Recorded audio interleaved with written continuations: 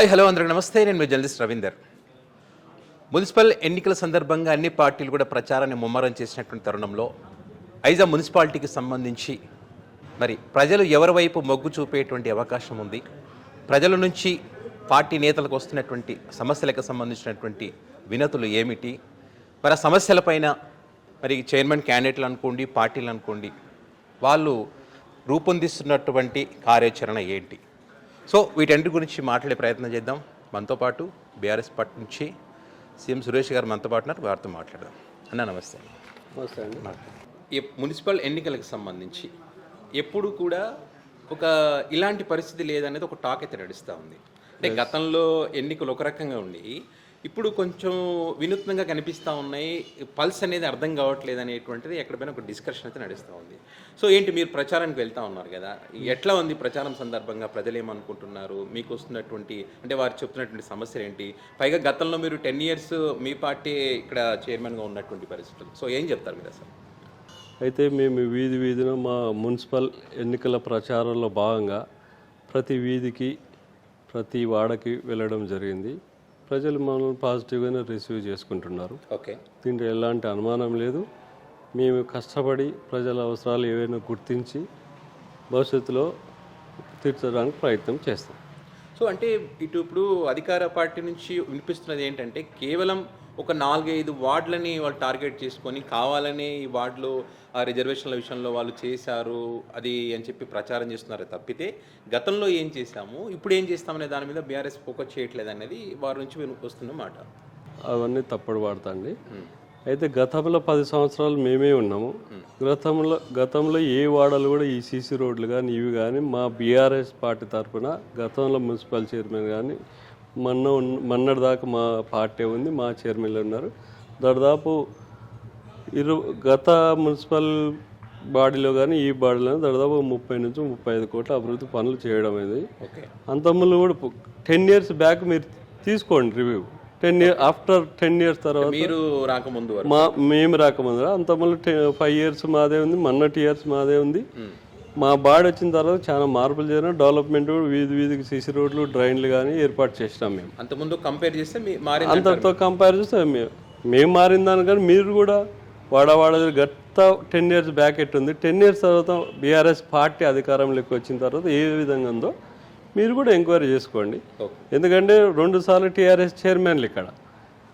అంతకుముందు ఎట్లుంది, టీఆర్ఎస్ ప్రభుత్వం వచ్చినాక ఎట్లుంది, మా పథకాలు అనుకో, రోడ్లు అనుకో, మా పాలన అనుకో, మీరు కావాల్స్తే మేము చెప్పడానికన్నా మీరు ప్రజల్లోకి పోయి గత టీఆర్ఎస్ పాలన కన్నా ముందు టీఆర్ఎస్ తర్వాత మీరే చూస్తే తెలుస్తుంది మీకే.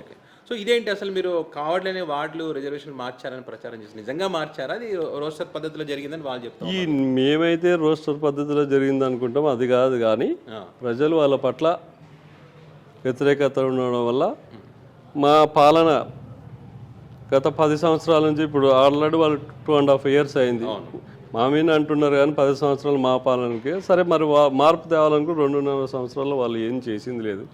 మాటలు చెప్పడమే కానీ ఏ ఒక్క పథకం కూడా నాకు తెలిసి ఒక ఆర్టీసీ బస్సు మాత్రమే సక్సెస్ అయింది. కానీ మిగతా అన్ని పథకాల్లో 6 గ్యారెంటీలు, ఒక్క గ్యారెంటీ మాత్రమే అయింది. కానీ మిగతా 5 గ్యారెంటీలు ఎక్కడ అమలు కాలేదు.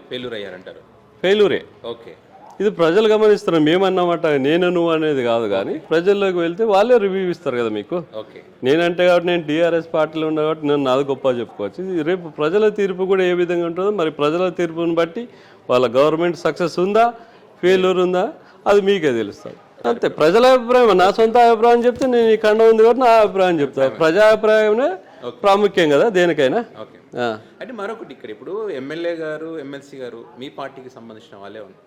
అవును, కానీ వాళ్ళు ఏంటంటే మేము అధికారంలో లేం కాబట్టి ఏం చేయలేకపోయామనేటువంటి అభిప్రాయాలు వారి నుంచి వస్తున్నాయి. సో ఇప్పుడు అధికారం లేరు కాబట్టి ఇక్కడ మున్సిపాలిటీ గెలిస్తే కూడా చేసే ఏం చేయగలరు అనేటువంటి ఒక అభిప్రాయం కూడా వచ్చే ఛాన్స్ ఉంటుంది ప్రజల నుంచి. క్లెయిమ్ ఉండదండి. మా ఎమ్మెల్యే గారు, ఎమ్మెల్సీ గారు పనులు చేయడానికి వాళ్ళ ప్రయత్నాలు వాళ్ళు చేస్తున్నారు. ఆ ప్రయత్నాలకు అడ్డుకునేది ఎవరో ఐజా మున్సిపాలిటీ ప్రజలకు తెలుసు, అల్లంపూర్ ప్రజానికాన్ని తెలుసు, రాష్ట్రం అంతా ఎవరు అడ్డుకున్నదని కూడా కోడైకి వస్తుంది. దాని గురించి నేను పెద్ద మాట్లాడదలుచుకోలేదు. ఆల్రెడీ ప్రజలకు తెలుసు ఆ విషయం. మా ఎమ్మెల్యే గారు కానీ ఎమ్మెల్సీ గారు వాళ్ళ ప్రయత్నాలు ముమ్మరంగా చేస్తున్నారు. కానీ వాళ్ళ ప్రయత్నాలు వాళ్ళు అధికారులు ఉండడం వల్ల, ప్రభుత్వం ఉండడం వల్ల మా వాళ్ళకి ఎవరికి అవకాశం లేకుండా పనులు అడ్డుకుంటున్నారు.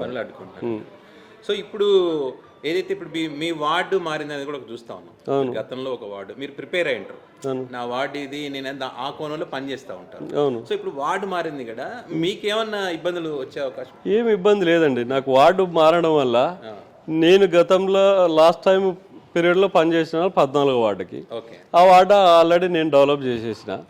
నాకు పక్క వార్డుకి సేవ చేసుకోవడానికి, డెవలప్మెంట్ చేసుకోవడానికి అవకాశం వచ్చింది, కానీ నాకు వార్డు మారిందని ఎలాంటి బాధ లేదు. ఎందుకంటే నాకు ఇంకో అవకాశం ఇచ్చినారు ప్రజలు, ఎందుకంటే పక్క వార్డు కూడా డెవలప్ చేసుకున్నారు. లేదంటే నేను ఇదే వార్డులో ఉంటుంటే ఆల్రెడీ డెవలప్ చేసిన కదా, ఏం లేదు అక్కడ రోడ్లు కానీ. మీరు పోయి రివ్యూ తీసుకోండి 14 వార్డులో నేను ఎట్లా పని చేసినానో చెప్తారు.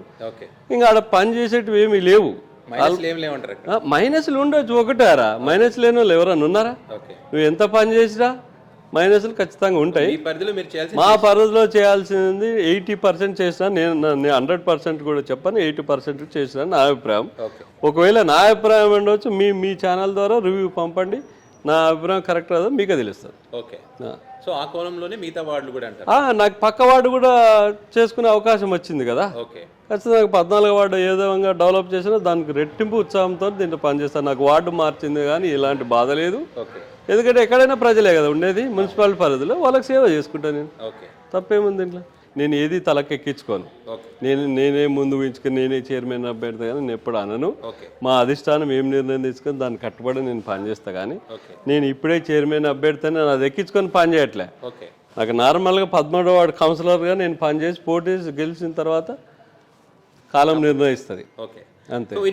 మీ పార్టీ తరఫు నుంచి అంటే ఐజా మున్సిపాలిటీ పరిధిలో 20 వార్డులకు సంబంధించి ఉన్నటువంటి సమస్యల పట్ల మీకు అవగాహన ఉండడం కానీ, తర్వాత గెలిస్తే ఇప్పుడు వాటికి సంబంధించి ఏ రకంగా ముందుకు వెళ్ళాలనేటువంటి ఆలోచన మీరు ఏమన్నా ప్రణాళికలు ఉన్నాయా మీకు? ప్రణాళిక అనేది సపరేట్ నా విజన్ ఉంది.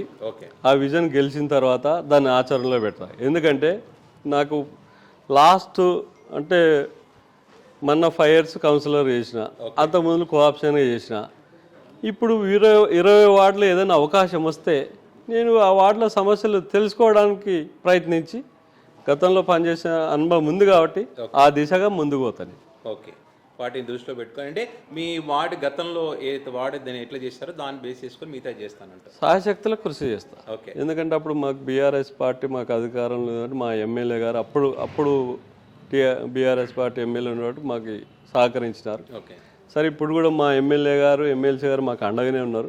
కాకపోతే పైన ప్రభుత్వం వేరేది ఉంది కాబట్టి ఖచ్చితంగా మేము పోరాడాల్సి వస్తుంది. పోరాడి ఎంతకైనా ఐజా మున్సిపాలిటీ డెవలప్ కొరకు, ఐజా ప్రజల కొరకు ఎంతకైనా పోరాడి ఆ ప్రయత్నం సాధించుకొని డెవలప్ చేసుకునే ప్రయత్నం చేస్తాం. శక్తులు అడ్డుపడతాయి అనేది చెప్తున్నారు, ఖచ్చితంగా పడతాయి కదా. ఇప్పుడు ఎమ్మెల్యే గారు ఎమ్మెల్సీ వాళ్ళకే పడిన నాకు కూడా అయినా ఎక్కడ కూడా అభివృద్ధి కొరకు ఎలాంటి కాంప్రమైజ్ లేదు, దేనికైనా సిద్ధం, ఎంతవరకైనా తెగించి కొట్లాడి పోరాడి ఐజా సమస్యలు తీర్చడానికి దృఢ నిశ్చయంతో ముందుకు పోతున్నాం. ఏం చెప్తారు ఐజా పట్టణ ప్రజలకు ఎన్నికల సందర్భంగా మీరు ఏం చెప్పదలుచుకున్నారు? ఐజా పట్టణ ప్రజలకు ఆల్రెడీ తెలుగుపారులు వాళ్ళు ఎవరిని ఎక్కడ కూర్చోబెట్టాలని ఆల్రెడీ తెలుసు.